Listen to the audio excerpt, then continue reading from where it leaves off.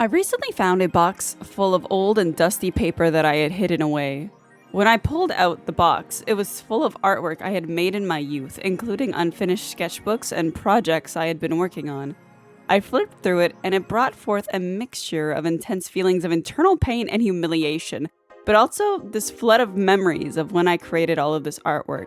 The reason some of these images had come into existence in the first place, and the lessons that this large stack of paper culminated into, remembering all of the thoughts and feelings I went through as I was drawing these pieces from decades ago. Hello everybody, my name is Soren and I'm an artist. I've wanted to be an artist since I was just a baby, and now that I'm a fully grown adult, I still sit here and tell myself that I want to be an artist, despite kind of being one. As someone who never had a formal art education, I just wanted to walk everyone through my art journey. It's really just a story about how I've been bumbling and stumbling my way through learning art, improving my art, and different mentalities I've had, and the struggles of how I became the person I am today. So with that, let's start at the beginning. The baby years. Let's go back to when I was just a little kid growing up at an age before social media. I lived in a pretty neglectful household, so to fill my time and entertain myself, I would spend copious amounts of hours alone at my kitchen table, just drawing. There was always this visceral reaction to drawing in a way that felt like it made my soul stir. The feeling of the pencil running across a piece of paper was so addicting, even if nothing decipherable came out of the final product. I would just put down imagery of things I thought were fun. Cats, farms, fish, aquariums full of fish, people, buildings, school buses full of fish, cartoon characters I liked, just anything that came to mind. I would even draw on the walls or the windows, which, appreciative of my artistic endeavors, my mom was not appreciative of me drawing on our living room French door windows. Everything continued like that until I was reaching my preteen years when I found a specific word to the thing that I loved most. Anime and manga. When I was a kid, I liked to watch Pokemon, Yu-Gi-Oh, and Card Captors. I knew that SpongeBob and Card Captors were two different kinds of shows, but to distinguish them beyond the word cartoon was not something that I had in my lexicon at that time. Until one day, my brother came home with the first manga that I had ever read. Specifically, with this manga, The Dreaming by Queenie Chan, and I immediately fell in love with it. I thought the medium of comics was just superheroes, and the people who liked them were like the comic book guy from The Simpsons. But I loved this manga so much. I was now on a hunt for more. First manga I ever owned was this Legend of Zelda 4 Swords volume. I saw it with my mom in a store and I begged her, like, please, please, please, please, can I have it? And reluctantly, she did. She bought it for me. I would continue scrounging around change to buy mangas I thought were interesting. I was majorly invested into the art styles and the stories within them. When I made friends later in my life who were also into manga, we would take weekly trips to the library and take out as many volumes as we could carry and read them. I got into Gaia Online shortly after learning properly what anime and manga was. Gaia taught me a lot of things, from how weird people can be online and how dumb I can be online, to vaguely learning how to write by role-playing in the forums, and to learning what anime was specifically and that you could just watch it online. Someone I had been speaking to on Gaia Online told me about Lucky Star, and my curious 12 or something year old self found it and watched it. It was my anime gateway drug, so to speak, which prompted me to begin seeking out more and more animes to watch.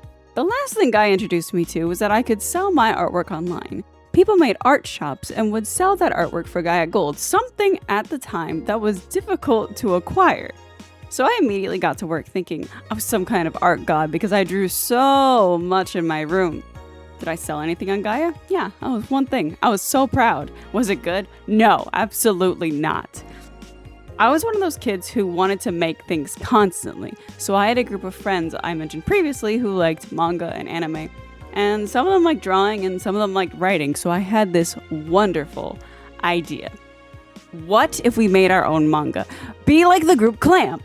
I would pitch the idea about every 6 months, and we would assemble at a friend's house with paper and pencils in tow and write down ideas, doodle some characters, and that would basically be it. Everyone would be gung-ho, but as a young teenage kid, we had no idea how to start, and the capacity for most of us to commit to making a whole comic that would span weeks to months to maybe even years was non-existent.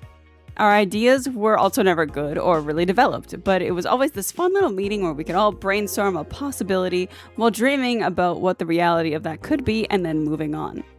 But I wanted to make mangas, so I had a collection of folders in my desk in my room where I just worked on a bunch of stories. I would try to make so many different kinds of mangas on lined note paper, from a generic romance to action-adventure with fight scenes, mysteries, and thrillers. Were they good? No, no question, they're not good. However, this desire to draw and share moved into the next big art era of my life. DeviantArt. I learned about DeviantArt when I was about 14, and everyone on Gaia would show their galleries by linking to their DA accounts. When I started my account, I didn't understand how the site was supposed to function, but I was determined to learn and to participate.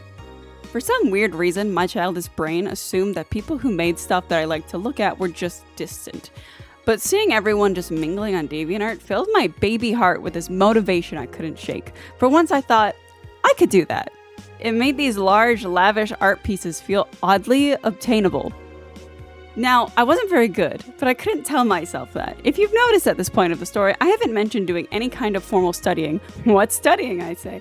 I can just draw a lot and I'll get better. Studying is for people who aren't like me. You can see this was the beginning of developing a problematic ego. But I would continue to try and bolster my following on DeviantArt by doing whatever I could. Giveaways? Hell yeah. Taking requests? Always. Saying thanks to everybody who liked my work? Absolutely. I was on a mission. I begged my mom to get me a Wacom tablet for my 14th birthday, and at this point, I had only had a family computer, so my time to draw was super limited. I would fiend at the PC trying to get things done quickly, which brought mixed results, but I would be happy with them at the time. I had almost unlimited time to work traditionally, though, which meant I spent a lot of time working on these absurdly rendered graphite drawings.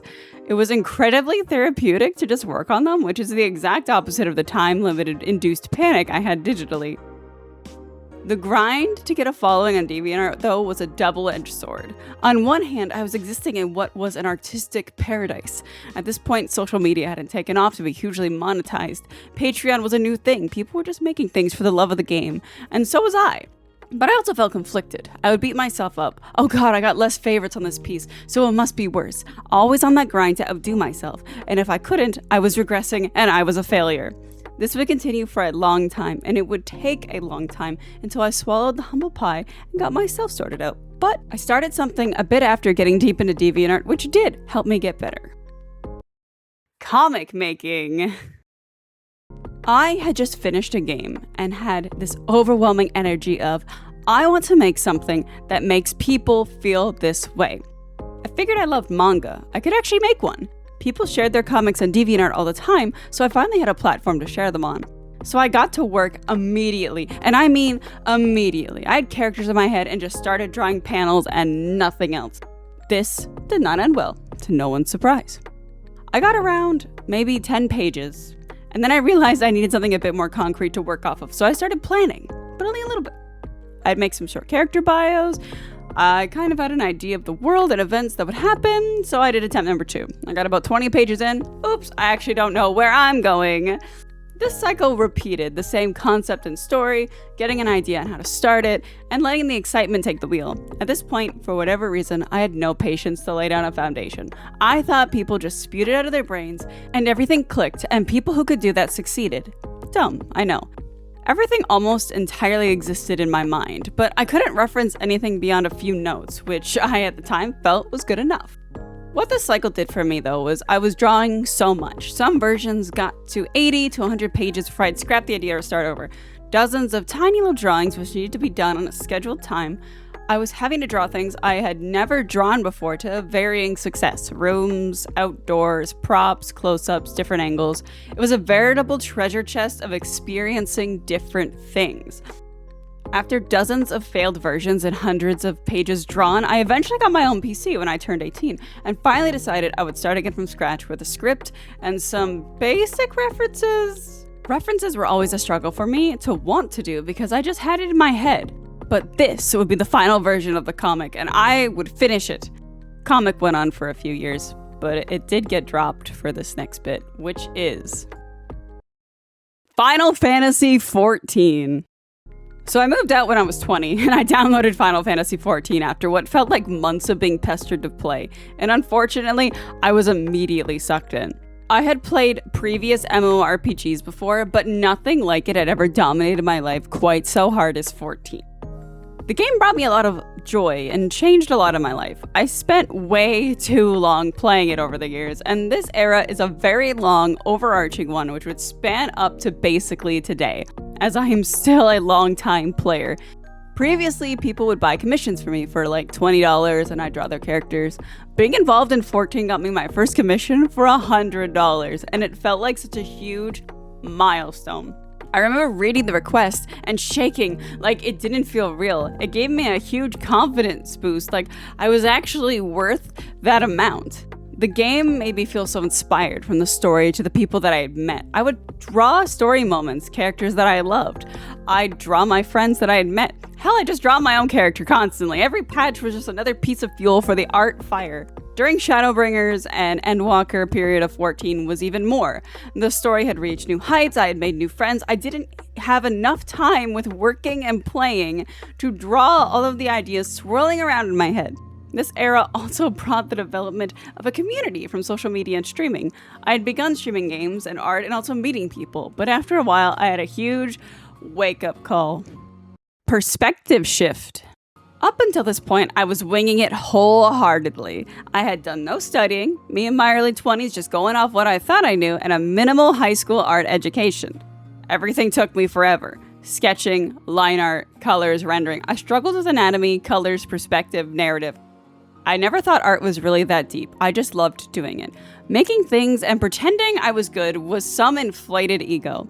I didn't think it was something you needed knowledge to do, despite everyone basically talking about how you indeed did. At this point, I had made a comic, I'd sold art at conventions, I did commissions regularly. What was the problem? Inktober 2019 came and I did 32 drawings, and I did these all very quickly. Some of that I was quite proud of, others not so much, but all of them highlighted something very specific that I struggled. I knew nothing, and I needed to fix that. I had finally consumed the humble pie after years. The first thing I did was I had to realize that I knew nothing and I had to start from the beginning. I had purchased Mark Brunet's art school years prior with the intention to do it, and like most people, I never did. But I started it. Lesson 1, I took notes. I started doing Proko's Anatomy for Artists course on YouTube. I'd watch videos daily from different creators while taking notes and trying to do the lessons they'd prescribe. I also did Ross Draw's Art Boot Camp as well, which was a different art course, but it came from the perspective of intuition instead of a structured formal learning. At this point as well, my art went from having proper line art and just moved into cleaned up sketches, which felt incredibly freeing. It was a huge change in terms of my speed and progress and how quickly I could get my ideas down and presented. It gave me a ton of mileage. Was everything I made during this time good? Absolutely not. But I was getting in my practice and better, more focused mileage, which was what I absolutely needed. This would lead directly into the next era, the misguided era. I had decided the freelance art was out of the window at this time because I didn't think I could make a living off just doing commissions. Conventions, while fun, weren't reliable as I don't drive, and I had some weird anxiety about managing an online shop, so that wasn't an option for me at the time. So I decided that my only other option was going to be to finally create a portfolio and get a big artist job working at a studio. During this time, it was peak COVID, so a lot of production had moved remote. So my options for places I could apply were numerous as long as the industry didn't return to work. I decided I would pursue being a concept artist. It felt like the easiest artist job to work towards, and I had some throwaway projects to make characters, environments, props, all for a portfolio. Now all I had to do was actually make it, which was my problem. I kept telling people, yeah, I gotta work on my portfolio, but I'd go home and work on fan art for 14, random ideas from songs, or just do commissions. anything except my actual portfolio. When I did work on my portfolio stuff, I didn't feel like I put much effort into the actual designs, since my goals were just to make a portfolio, even if I felt excited about them. I also felt like my soul was leaving my body working on this very utilitarian project I had no emotional investment in, but I had convinced myself I could do this as a job. I didn't feel very confident in my portfolio that I was making, and I felt that I had no structure. I was desperately looking for some kind of answer, watching videos, trying to get myself pumped. Then I stumbled upon a mentorship. I'd always thought art mentorships were cool, especially the ones with the actual artist looking at you. The ones I had looked at before were always during times I wasn't available, they were too expensive, or they were just full. But I found one and I joined. I felt like I needed someone to just tell me that I was trash, to confirm the thoughts I was telling myself, and then I could be directed in a path that I would flourish on. However, at the end, the result was not negative at all, but incredibly positive. My art mentor saw through my bullshit immediately and told me this in a very nice way. When I told him that I wanted to be a concept artist, but all of my work was these colorful illustrations, he knew I was incredibly misguided, that if I got into working in a studio, I would be giving up a lot of what I was finding valuable in my artwork. This is a summarized version of that conversation we had, but it was a very obvious fact anyone could have pointed out to me. I was moving towards what I thought was an easy goal, but my enjoyment of art wasn't in just mechanically producing stuff. It was making things that got me excited. When I came out of my mentorship, I felt like I had a very clear understanding of what I wanted to do. Like suddenly my unstructured life snapped into place because of just one person looking at me and telling me what I needed to hear. Immediately after, I was hired to work on a game called Delivered by Friday as an illustrator. I was working on illustrations which I felt pushed my own comforts and abilities. It bolstered my resolve to continue on my path until my life fell apart. By the end of 2024, my life had fallen apart, which is an odd contrast to the beginning of 2024, where I felt positive and looking forward to life. While not taking the time to delve into the specifics, I spent a lot of time in a depressed stupor where I was laying in bed all day, staring at my ceiling, wondering how I took all of these steps to arrive in this miserable place. I contemplated just quitting drawing since I didn't feel motivated to even try anymore.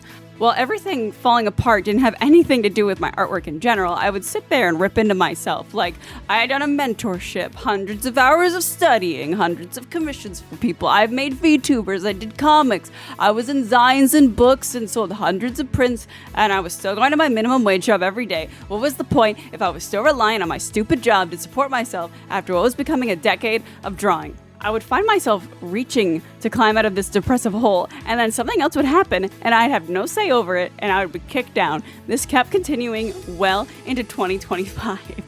During this time, I also had to reconsider my life and what I actually wanted to do. Things needed to change when I finally got the strength and courage to stand back up. But what? Things finally started to settle down, and I started therapy, which was immensely helpful. It opened my eyes to the amount of anxiety I've been holding on to and how to actually manage it, so I could live a better life. I've stopped just spending days and days playing video games, not that it's wrong or anything, but I had all these things that I wanted to do, but I would just distract myself from my goals by prioritizing comfort and distraction over things I actually felt passionate about. I started taking better care of myself in terms of eating better, exercising, actually going outside. I feel like I have climbed out of the worst part of my life and entered what I would consider to be an even better life. Which brings us to now.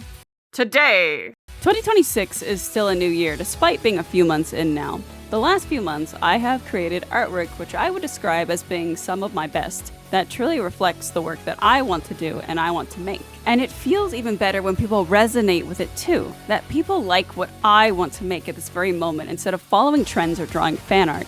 This feels genuine. It feels like me. I've been working hard on doing an outline for a comic that I want to begin publishing by the end of the year. I'm learning from my mistakes of the past and working on structure, planning, and making proper references. I want to begin making more art-centric videos. I started making videos just to remember things my friends and I did in games. Then that turned into feeling like an obligation. But I've always wanted to make art-specific videos because it's what I'm actually passionate about. But I always felt like I didn't have anything of use to say, and everybody else was saying it better. But I realized that I can just say things too, and maybe it'll help someone. In the beginning of this video, I mentioned finding a pile of my old artwork, and instead of completely cringing and tossing them, I bought binders and page protectors and put them all away. This stack of binders contains a history of inadequacies and embarrassment. It is a foundation, though, of who I am today. I would not be who I am today without making 1,000 pieces of artwork, which are hard to look at. It is important to respect and appreciate it for its contributions to my own development. Thank you for coming along on this adventure with me through my art journey. It didn't cover everything, like I never talked about my high school art experience, which was not a very good art experience at all. But I hope that this kind of summarized the series of events and the things that I've been making over time and how my artwork has been refined. While I have no intention of stopping, even if my journey brings me to an even lower lows than I've experienced, I'm sure it'll give me the motivation to keep creating things that I care about. So thank you so much for sitting through this with me and listening to my story. And this is the end of the video. This is completely unscripted, and now I'm just winging it. Oh my god. Hi, thank you. This took me a really long time to write. There's so many versions of the script. There's so many drafts, and this took me forever. Hi, I'm Soren. I'm just a cat girl on the internet. I like to draw. But if you like my artwork and you like everything that you've seen, I'm gonna keep making more videos. So follow me. I've been making shorts while I've been making this video to kind of be like, hey, here's my artwork. Come on, look at it. But I want to make more art, and I want to make more art videos. Anyway, so if you like the video, if you think I'm kind of cool, there is a Discord link in the description below that you can just kind of join if you think, if you want to. You don't have to, no pressure, no one's gotta. I'm just putting it out there. There's also a Patreon. I do commissions. I have a print store, and my socials. They're all in the description below. So if you think that my art looks kind of cool, it's there, and you can look at it in better quality and maybe buy it if you like. It's you know, you do you. Also, if you want to like and subscribe, that'd be cool too. I know content creators are supposed to say that, so you know, like and subscribe or something. But yes, bye.